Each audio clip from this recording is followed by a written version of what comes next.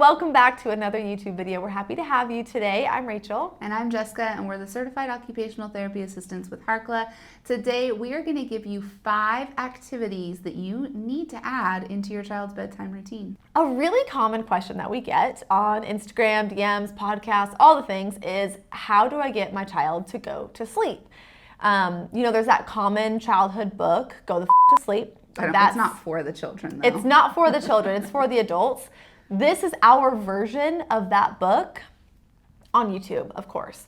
So we're going to put on our sensory goggles and we're going to remind you that this is a sensory channel. This is what we do.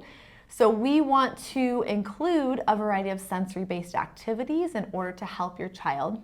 We do have another YouTube video on some ideas and some strategies for bedtime. We also have several podcast episodes on bedtime routines, sensory strategies for bedtime. And today we're going to focus specifically on 5 sensory activities to add into the bedtime routine for your child. So add one of these activities into the bedtime routine tonight, do it consistently for the next week, and then add in another one into the bedtime routine and do it consistently. That's really the key, is to be consistent with these sensory activities, but also knowing that if it's not working after you've been consistent, it's okay to change it. Mm-hmm. So the first activity we're going to have you add is heavy work or proprioceptive input. This can look like a variety of different things, such as jumping, crashing, roughhousing, rolling in a blanket up into a taco or a tortilla, jumping on the couch cushions, crawling over obstacles on the floor.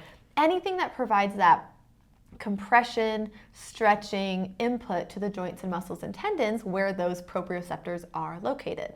Now, this is a great one to do maybe 30 minutes before it's actually time to go to bed. So you are giving your child a lot of really great sensory input with this heavy work 30 minutes or so before they need to go to bed, so it helps their nervous system come to more of a calm place that they need to be for sleep. Yep. And then after you've done the proprioceptive activities, I like to have families end with a slow proprioceptive-based activity. And my go-to is always slow turtle crawling. So you'll grab a blanket or a pillow or even a weighted blanket and put it on their back, put one on your back, and crawl very slowly to help reorganize that nervous system and to bring them back down to that calm state. Another activity to add would be an oral motor activity. So anytime you're doing a blowing or a sucking game with your oral structures, you're providing your body with a lot of really great proprioceptive input. So one of our favorites is called Bubble Mountain, and you're going to get a bowl, fill it with water, add a couple of squirts of dish soap, and then use a straw to blow the bubble mountain and create it. This really promotes lots of deep breathing, promotes that calming sensation that your child is going to need for bedtime, and this can be incorporated into that bedtime routine very easily. It's very simple. You likely already have all of the materials you need.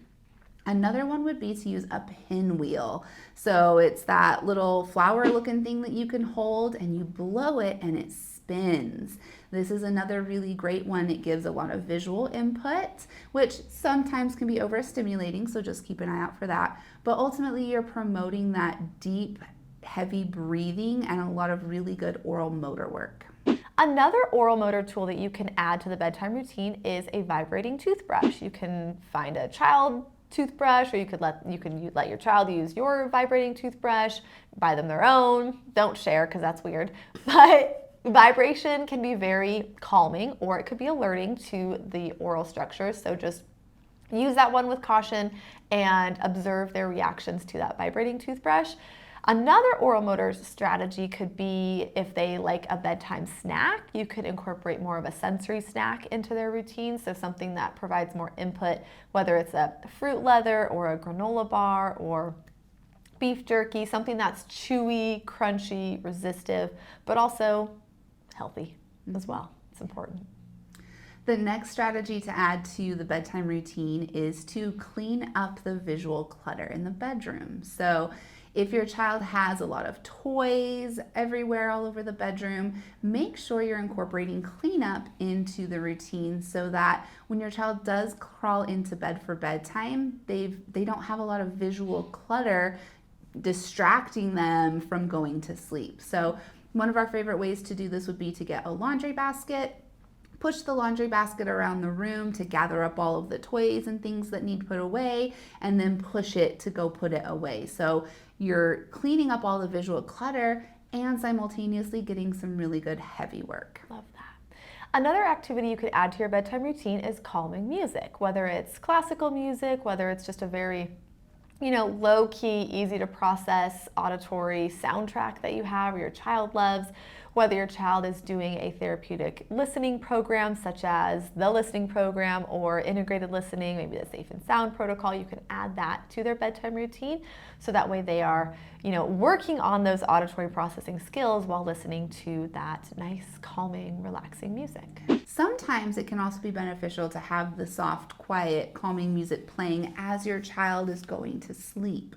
Maybe in place of like a white noise machine, maybe they use some of that calming slow music to help them actually fall asleep. The last one that we're going to include here is the one that you can do at the very end of the bedtime routine. You've done some oral motor activities, you've done lots of heavy work and cleaning up the visual clutter, you've been listening to some calming music, and now it's time to crawl into bed and maybe read a story or talk about the day or talk about the night. And what we've found is that research shows that a gratitude practice before you go to sleep actually can help you sleep better. So something you can start doing with your child, if depending on their language and communication skills, is identify some different things that they're grateful for and talk about those things. And it can just kind of help give them peace of mind as they're falling asleep. So depending on your child's age, you can modify all of these strategies to fit their specific needs. I would also recommend trying these yourself and modeling these strategies for your child as well. That way, they're seeing you do these things and they think that it's really beneficial if mom and dad are doing these things, or, my caregiver is doing these, so, maybe we should try it out. If you found this video helpful, make sure you click the like button, subscribe to our YouTube channel, and leave us a comment and let us know your thoughts on this topic. Was it helpful? Are you going to try some of these strategies? Are you already doing some of these things? Let us know. Definitely check out our podcast, All Things Sensory by Harkla. We share a new podcast episode every Wednesday. We have over 200 episodes of fantastically helpful information for you. And make sure you follow us on Instagram. We are at Harkla_family, as well as at All Things Sensory Podcast. We hope that you had as great of a time as we did today sharing this information with you, and we will plan on chatting with you next week.